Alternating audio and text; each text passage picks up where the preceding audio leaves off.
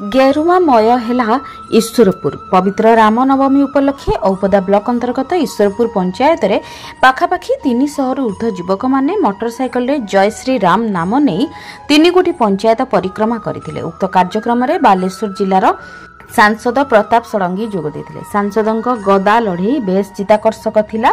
स्थानीय लोक माने एहाकू बेस किछि समय धरि उपभोग करथिले। समाजसेवी अमित बलियार सिंह को पुत्र आराध्य कृष्णाराम भूमिका रे अवतीर्ण होइथिया बेले लक्ष्मण और सीता हनुमान को सह दर्शक माने सेल्फी नेथिले। तेबे राम लक्ष्मण और हनुमान स्वतंत्र रथ रे 3 गोटी ग्राम पंचायत परिक्रमा करथिले। राम ध्वनि रे अंचल प्रकंपित होइथिला। एही रामनवमी दीर्घ 10 वर्ष धरि अनुष्ठित होई आसुछि।